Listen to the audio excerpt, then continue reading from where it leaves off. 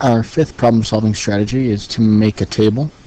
This is appropriate when you can easily organize and present information, or you will generate data, or you want to list the results obtained by using guess and test, or if the problem asks in how many ways can something be done, or if you're trying to learn about a collection of numbers or figures generated by a rule or a formula.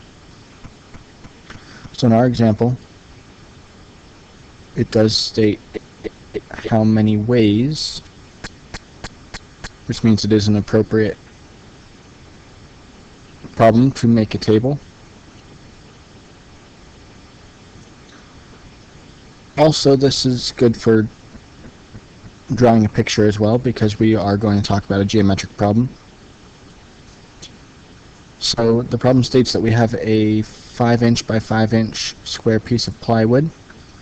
How many ways can we cut it into smaller pieces so that each of the smaller pieces is a square with whole number dimensions?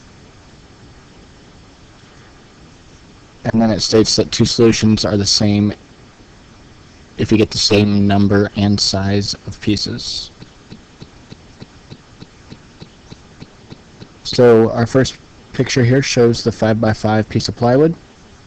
Our second picture shows that perhaps the simplest is just to cut it into 1" squares.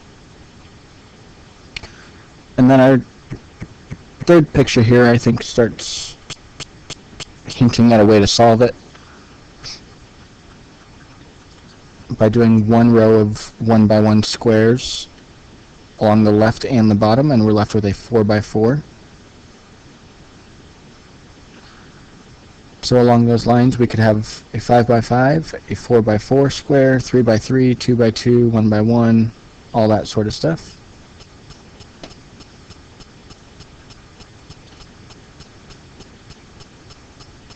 So another way that it could be cut is if we took a 3 by 3 square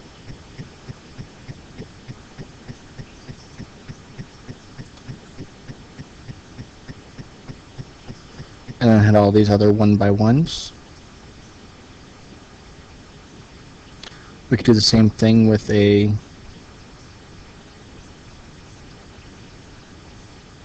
2 by 2 square out of the bottom.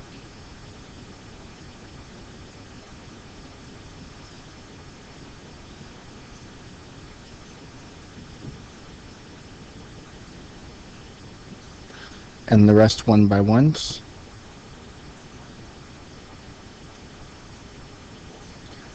We could also, once we have the 3 by 3 square,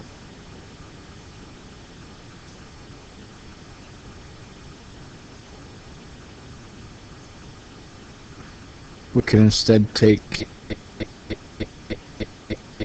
2 by 2 squares out,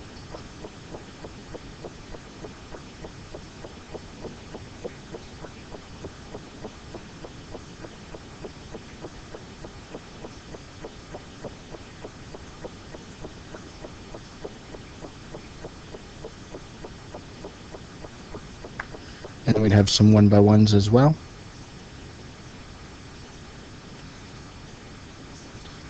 So now I think we're at a good point where we can start to make the table.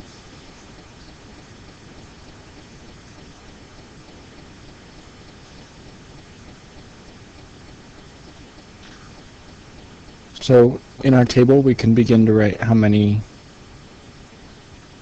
4 by 4s, 3 by 3s, 2 by 2s, and 1 by 1 squares we cut it into.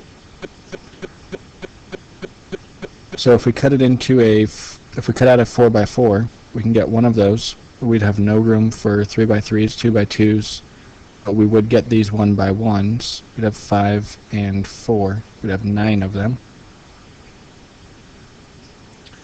We could cut out a 3 by 3.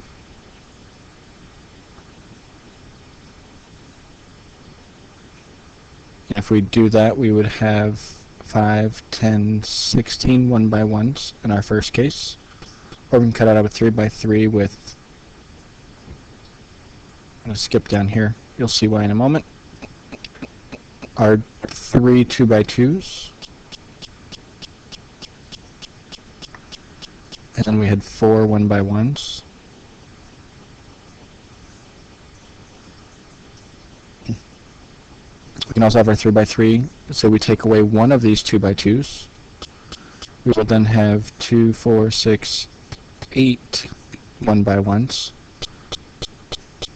Or if we only drew in one of these 2x2s, we would have 2, 4, 6, 8, 10, 12 1x1 squares.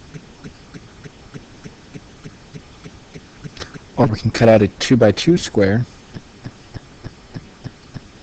and have that be our largest square. And then we would have 5, 10, 15, 21 1x1 squares. Or we could do 2 2x2 squares.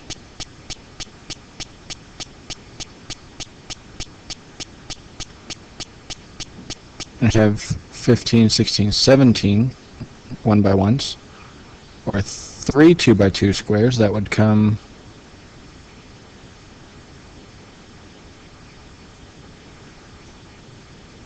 take up those areas, so we'd have 6, 7, 8, 9, 10, 11, 12, 13 1x1s. Or we could do our fourth 2x2 square, and then we would only have 9 1x1 squares. Or, like we have up here in this drawing, we could just do all 25 1x1 squares. Since we can't fit any more 2x2s than 4, we can only fit one 3x3 and one 4x4, but these would be all the options.